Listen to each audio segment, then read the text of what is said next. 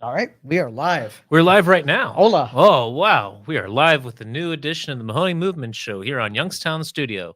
I like the hat, man. It's nice. Oh, thank you. Actually, the Martinis got me this for Christmas. Beautiful. Go Cavs. Yeah, This is our year once again. It's 2016 all over again. that's it. Yeah, we're going to win it Kevin all. Love's on fire. He's doing pretty good. You know, he's I was my worried. favorite. He Oh, really is he? I got Yeah. a soft spot for Kevin Love. Well, he struggled until this year, but He I like does. him. Yeah. Yeah, good old Kevin. And he's the only one left from that 2016 team Yeah, as well. right. So, yeah. Well, thanks for having me again, Absolutely. Joe. I thought today, since we don't have a guest, that maybe we just talk a little bit more about the project we are working on down by the Cavelli Center, down by the Ween, what do they call it, the Ween Foundation Park downtown. Is that okay? Absolutely. Have at it.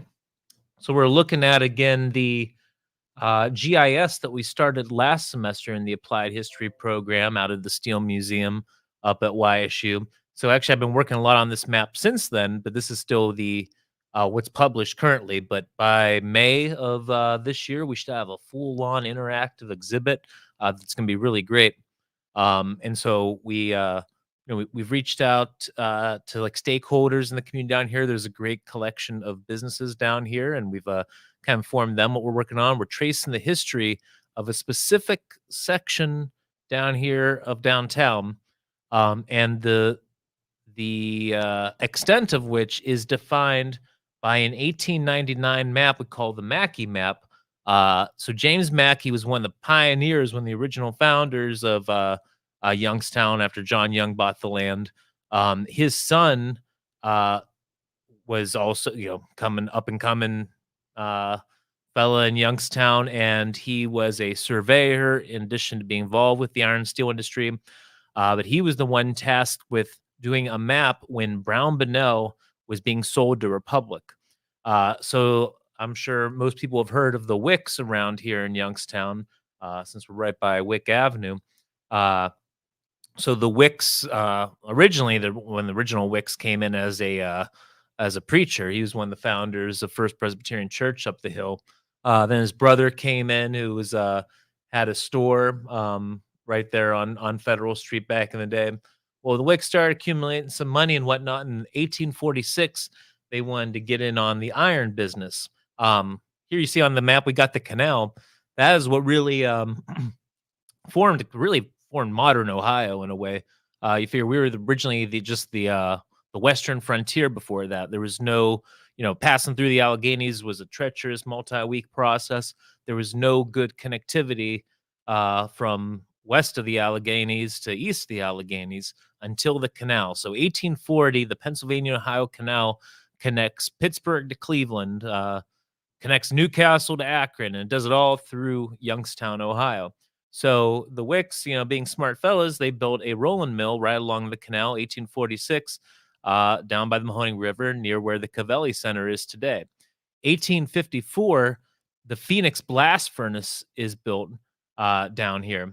There it is right there, the Phoenix. The Phoenix blast furnace was made down here, so now you're actually producing iron to take to the rolling mills. Then 1856, on the other side of South Avenue down here, the Falcon furnace was put in. But so going back to the Wicks, the problem is that they were smart fellas, but they really didn't know about actually making iron and operating rolling mills.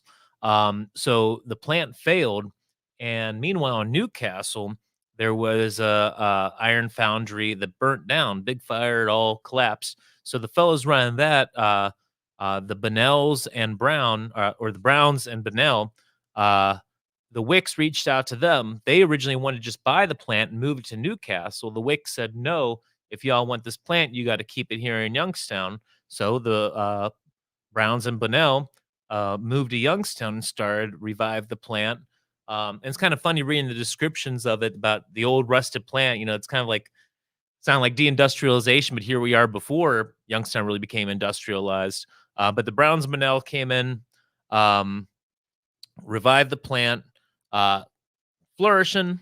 It was a launching point to, especially for the Browns, not only to become prominent around here, but also in the iron and steel industry nationwide. The one Brown went to Chicago and was one of the founders of steel um, along, I can't remember which river it is in Chicago.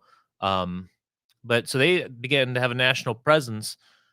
He got in with Ayers out there, and they had a big steel conglomeration. Well, all that kind of led to Republic Iron and Steel being the largest, one of the largest at the time, nationwide steel production outfits. So Brown Bonnell gets sold to Republic, and that's what brings us to the Mackie Map. That was to document the parcels down there for Brown Bonnell being sold to Republic. So when Republic comes in, they get rid of this interesting part of the process that iron foundry work was highly skilled labor, and it was actually unionized pretty early on. Um, Republic wanted to move away from that skilled, organized labor, and really wanted to get into mass production of steel. So they get rid of the iron foundries down there, and they bring in a Bessemer on the other side of South Avenue. Uh, they put in a Bessemer converter, which converts iron to steel, and convert all this down here to a steel mill. They built new blast furnaces. They tore down the Phoenix and Falcon furnaces down here. They built new iron blast furnaces down closer to Struthers. Down here's the Center Street Bridge. You can see today it's pretty vacant. There's big piles of this is like a stone. That I think they sold gravel and whatnot. But other than that, it's pretty empty down here. But back in the day, all this was filled with steel mills. You had Republic over here and the new blast furnaces they built in 1900, and then also just downriver, this was all sheet and tube as well. It's interesting. This is an older satellite imagery, so it still shows more of the remnants than you can actually see today. I remember exploring back here a few years ago, and it was pretty treacherous. There was like empty pits you could fall into, but a lot of this has been cleaned up since. And also just recently, right down here was the dam that was just removed, which is going to open it up for kayaking through here because it was this treacherous dam before. This has all been removed. And we were just talking about how I'd really like to meet Mayor Cat one day. And she's been a great leader in Struthers for actually revitalizing this area as a canoe launch and whatnot. So hopefully, in advocating for this Mahoning movement, this Mahoning River Greenway bike trail to connect the Stavage Trail right down around there to connect it. Is that Louisville there?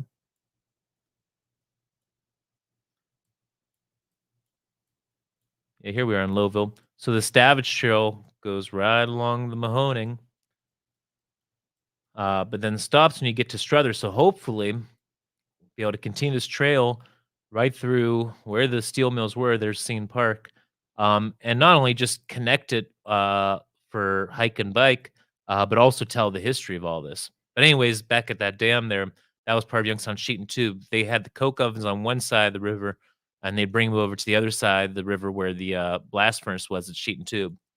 But back to Republic. So they were right over there. They built a new blast furnace in 1900. They would bring the hot iron down on rail right there to where we're dealing with.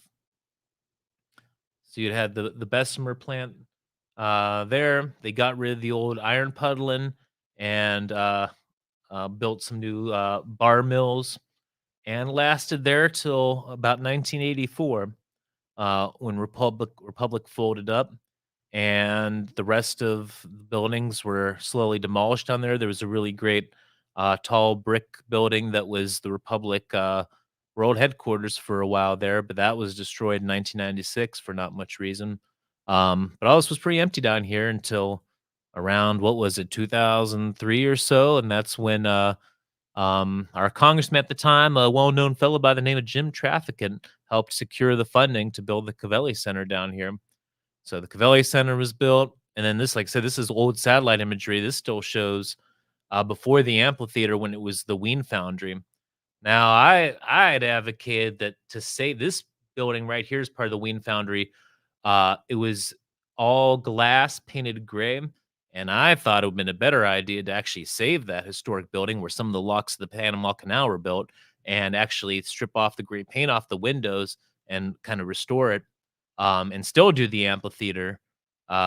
down here as part of this land, but save the historic industrial buildings. But alas, just like a lot of things in Youngstown, was just torn down. But we at least are happy to have an amphitheater now. But so this whole area down here is now called Ween Park. Um,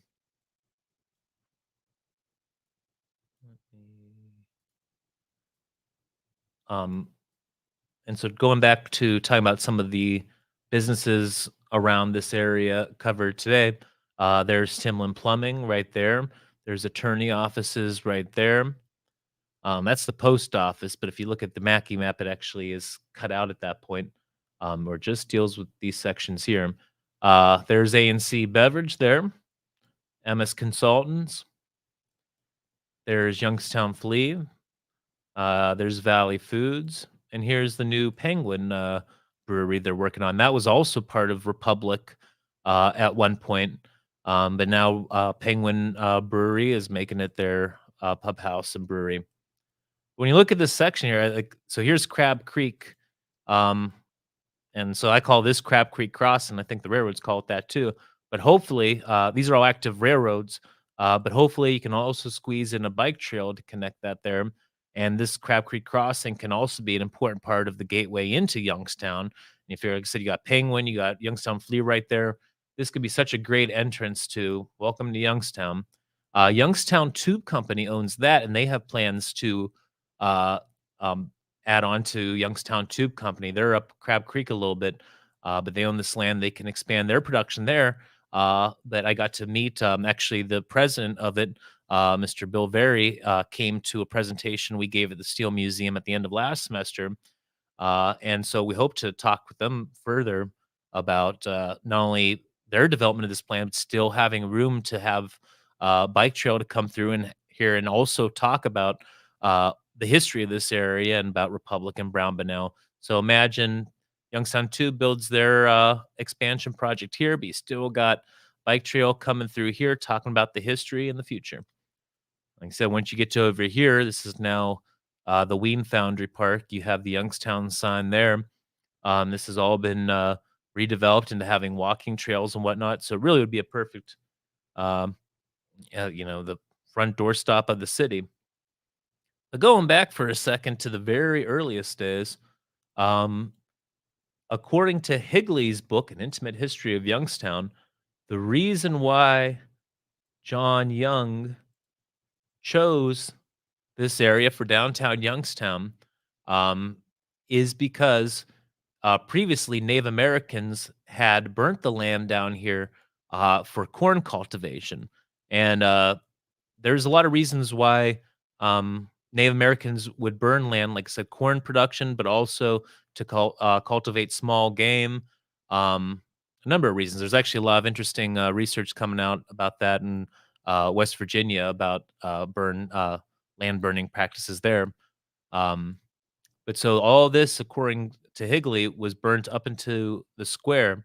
So it was a perfect cleared land right at the river bend for John Young to establish downtown here. So as part of this project at the Applied History program at Youngstown State University, we're doing the history while also, advocating for its future. So, yeah.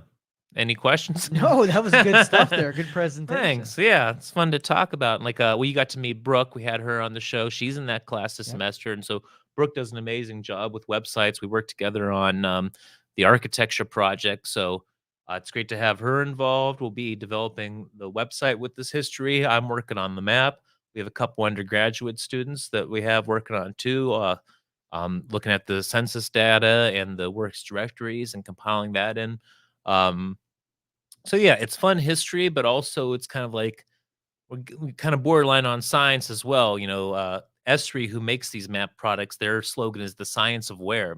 And so even though it's a corporate slogan, I mean, I kind of dig it. That's like thinking about the convergence of the science of where and also the history of our area. I mean, the root of it all is the geology and thinking about the glaciers that came through here and thinking about hydrology, water flow. Our Mahoning River, it flows, meets up with the Shenango in Newcastle. see if we can just pick it out and flow down river. Yeah, there we go. There's Newcastle. You can see the convergence of where Mahoning flows into the merges with the Shenango to form the Beaver River. Flow down the Beaver, you go down Beaver Falls and Monaca. Oh yeah, these are interesting people. We talk about philosophy sometimes on the show. There's an objectivist coffee shop in Monaca called the Fountainhead. So I've never read Ayn Rand, but from what looks of it, I wouldn't like her. But Ayn Rand's famous with these objectivist folks, which I know that libertarians are into them, but also there's a whole other subset. I don't know. Are you familiar with this term, Never. objectivist? No, that's the It's first a time I've ever whole. heard it. It's a weird thing, yeah. But so these people are objectivist, libertarian, Ayn Rand proponents. So I assume not all libertarians are into Ayn Rand, but these Right. ones are. But Interesting. and so I don't agree with them on a lot of things, and they have weird conversations sometimes. But it's a great little coffee shop, and I'd rather be. I just enjoy being around intelligent people, so I'd rather be around someone that's intelligent I might disagree with than necessarily someone I agree with that isn't. Right. So Yeah, hearing the same crap though, it's just so old. If you can get some academics that are willing to discuss things in new ways, then it's fun. But if you just watch like the pundits do their thing, it's so boring anymore. yeah, the Talking Heads. The only Yes. good Talking Heads is the band David Byrne. So here's Monaca, but it's a really cool area. So this is where the Beaver, which our water from the Mahoning flows in. But this is where it meets the Ohio, just downriver from Pittsburgh. There's Pittsburgh. So it's a really critical area, and that's what our Pennsylvania and Ohio Canal did. Is it connected Cleveland to Pittsburgh by means of making these waterways, including the Mahoning, taking the water and making it navigable for boats and moving not just people but also the raw materials for the iron industry and then the finished product as well. Also, a big part that put Youngstown on the map was when Briar Hill coal was uh, discovered just upriver in the Briar Hill area between downtown and Girard. So having the canal there, loaded up with coal, bring it down to the blast furnaces, make some pig iron. You can take that all the way at Pittsburgh or take it all the way to Cleveland. Mineral Ridge around here is where they originally found iron ore to use, but because of the canal, they were able to eventually tie into the Great Lakes to bring in better quality iron ore. And so it really, really, literally put us on the map. Bruce Springsteen would never sing about us if we didn't have all that. So, well, it'll be fun the rest of the semester evolving this. We want to get the exhibit part done as much as we can so that we can start the reaching out process to really get all of the stakeholders involved down here, get the community involved and the businesses that are currently occupying this ancient land to get them involved and know about the history well as we shape a brighter future. And I really think it is underway. Like it's really cool just seeing how much development is here. We're right by East Federal right here. And West Federal, it's always been an active space. For what we do going back back Cedars and Draft House is the oldest bar, continued operating bar down there. So West Federal has been established as a destination for a while. So it's really cool to see East Federal coming together as well between Youngstown Flea and Penguin and A&C Beverage. And like I said, this could be having the trail come in through Crab Creek Crossing could really be a great entrance to the city, and people can make their way down East Federal to West Federal, and I'll be there to take them around on Youngstown Pedicab. And any new stuff going on like Silver's building or anything downtown? You got any new insights down there? The Silver's building was bought. I don't know much about the woman who bought it, just that she owns, I think, the Medimart or Quick Medimart. But I guess that's not their plans for that building. I guess they want to renovate into some retail and maybe redo apartments upstairs. I'm not sure exactly what the plan is there. Other than that, I don't think there's been too much movement. It is frustrating to see the Lerner building still empty, though. That's been, from what I've heard about that, is the people want to sit on that until, that's the thing about real estate. They're not making more, so it's inevitably going to go up in price. So when they won $1 million for it years ago, you know, it's like it's actually becomes realistic at some point. That and just a shame about. I guess I don't know enough specifically. I don't want to Right. take a dig on the people, but I just made me think about like Detroit, where I know it was a specific purposeful plan of that you sit on land long enough, you buy it up, and you purposely keep it in squalor just so you can buy as much up and then redevelop and whatnot.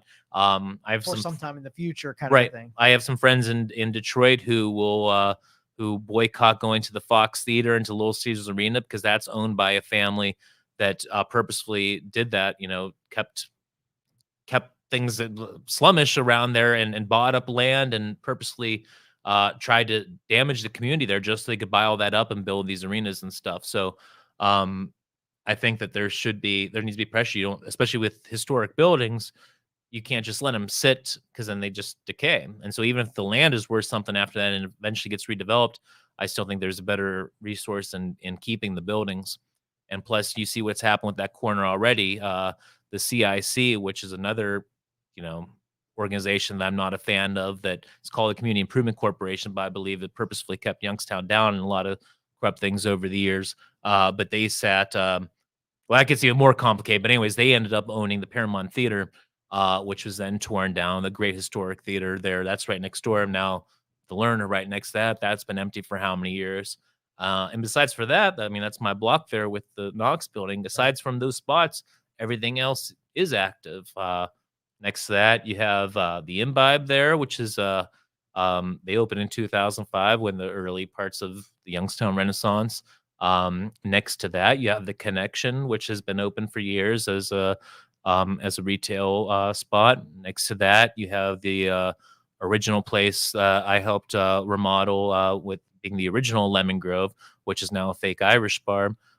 And then next to that is the deli, and next to that is where we are with the Knox building. And next to that is where V2 is in the Federal building, which was designed by Daniel Burnham, who's one of the most famous architects in the world, who helped design the 1893 Chicago World's Fair. And right across from that on Phelps is the Wick Tower, which was also designed by Daniel Burnham's firm. So we can't let buildings sit empty. We got to stop letting historic buildings be turned into parking lots. We got to look at our history, and that's what we're doing. There you go. All right, man. Thanks, Joe. Appreciate it, man. Thank you.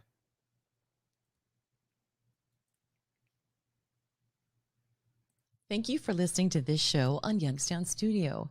If you like our programming, we invite you to subscribe to our YouTube channel, follow our Facebook page, or subscribe to your favorite podcast platform like iTunes or Spotify. This is original Youngstown content, and we would appreciate you sharing the videos and the word about it.